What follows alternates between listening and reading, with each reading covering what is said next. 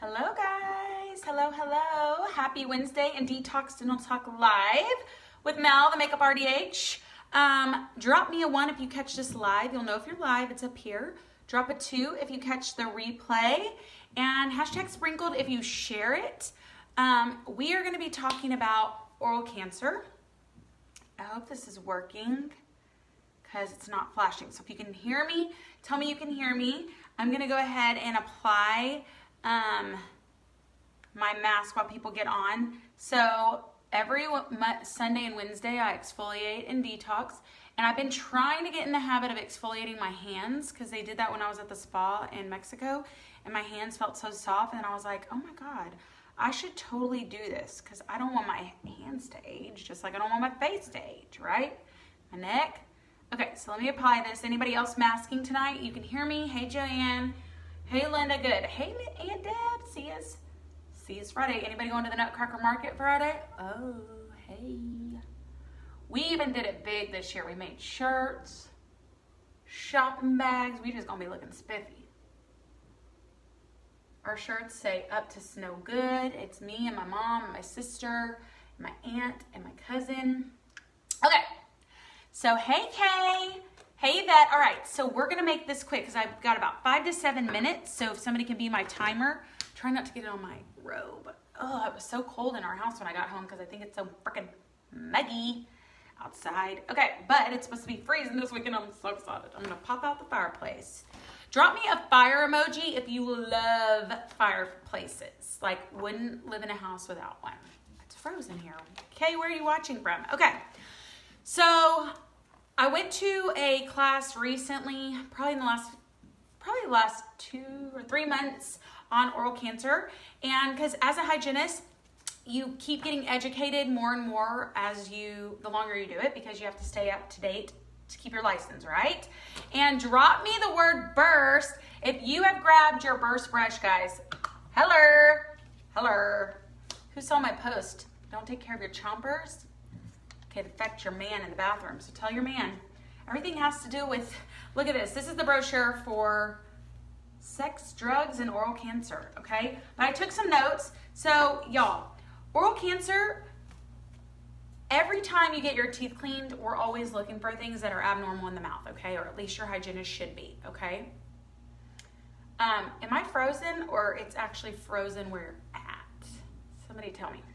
Anyway, so oral cancer is being checked all the time in your dental office, okay? Now, if a hygienist can see something abnormal with the naked eye, it's usually pretty far along, especially if it's in the term of cancer. It is usually about a stage 3 or 4, okay? No, you can't hear me? Or no, it's not frozen. I need more than one word. Okay, so anyways, we have a light that we look through, and in our office, we have a one-time yearly fee, and they get checked each time at their hygiene appointment through our actual oral cancer, pre-cancerous screening, early detection light, okay? And here's why we have a Invisalign, we have an OralID, we have 2 different kinds, they both do the same thing. And here's why we do it. I'm gonna show y'all some pictures so that maybe this will help, and hopefully you share it so people with mouths, anybody with a mouth needs to hear this, because education is important in our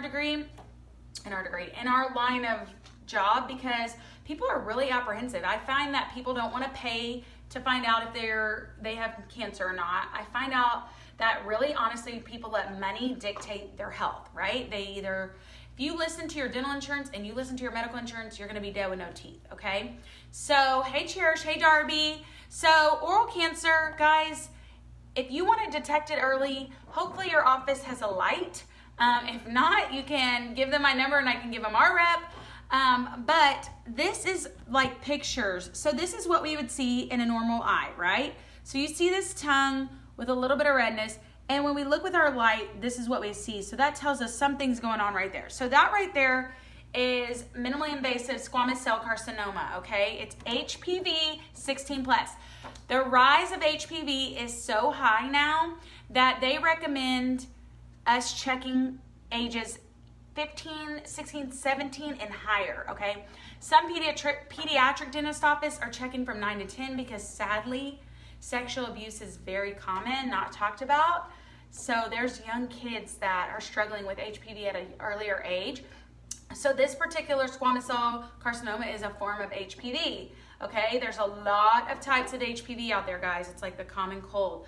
Okay, this next one I'm going to show you is a multifocal epithelial hyperplasia. It is another form of HPV. Okay, and these are real life pictures of patients. So this is what it looks like with the naked eye, and look with the light.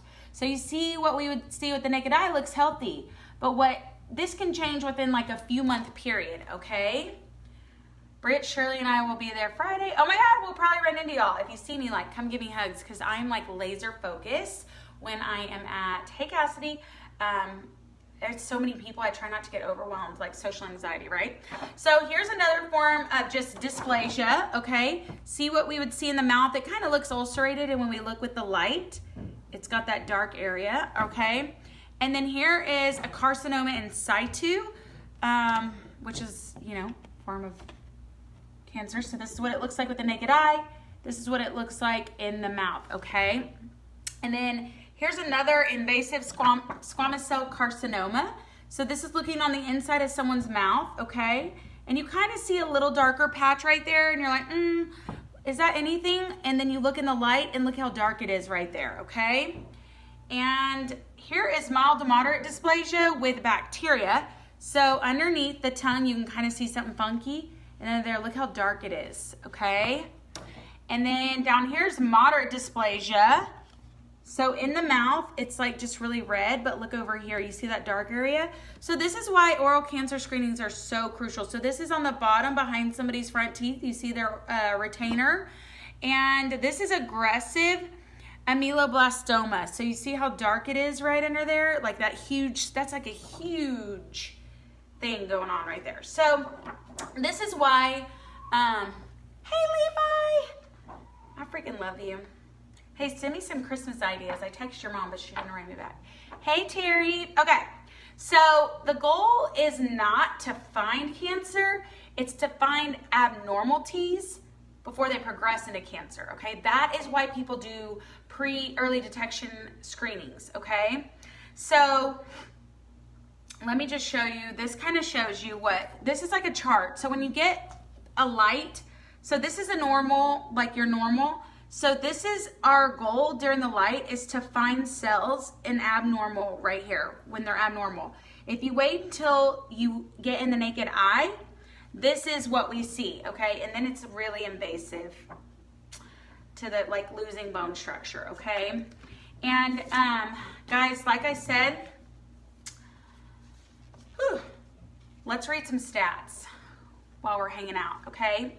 Oral cancer is on the rise. Over an 8-year period, the number of oral cancers has increased, and most other cancers have declined. And here's why: because of early detection, okay? Another thing is also things we're exposed to, things we breathe in, chemicals in the air, our food we eat. It's not just for smokers and drinkers, okay? So 49,670 people in the U.S. will be newly diagnosed with oral cancer this year. 70% of oral cancers are found in late stages, stages 3 and 4. That's what we can see with the naked eye. And 9,700 deaths this year will be due to late diagnosis of oral cancer, okay?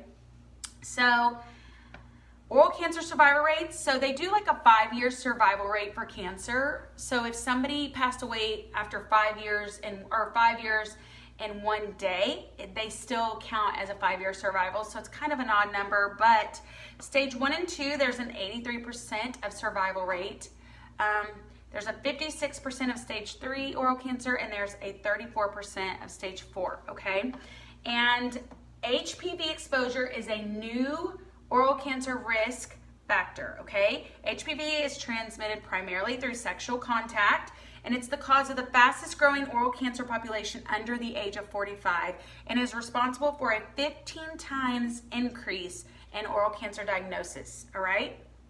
So you may not want to hear about this, but you need to, because none of us want to lose our jaw or our life, right? So how likely are you to get cancer caused by HPV? So men are 2 times more likely to develop to develop oral cancer, period. And no offense, I'm finally excited to see this because women usually are always the ones to get things first, but men finally are. And HPV-related cancers are 6 to 7 times more common in men than women because they don't really show signs. They just carry it and give it to everybody, little menskies out there, you little menskies. And those with 6 or more oral sex partners are 8.6 times more likely than those who have never had oral sex, okay? So we're getting a little risque on here, right? So sexual activity is a new risk factor for oral cancer. If you've had more than 3 partners, you're at a higher risk, right? So HPV, alcohol, smokers, tobacco, age, and genetics. Those are the main causes. So that's what I wanted to leave you with today. I'm gonna finish making sure that my face and my hands don't age. And I hope y'all enjoyed my detox and dental talk. Make sure you touch my face and it says following so that you don't miss any. And don't forget to tell me if you shared it because I want to say thank you. I freaking love y'all. But anyways, have a good Wednesday and I'll see y'all later.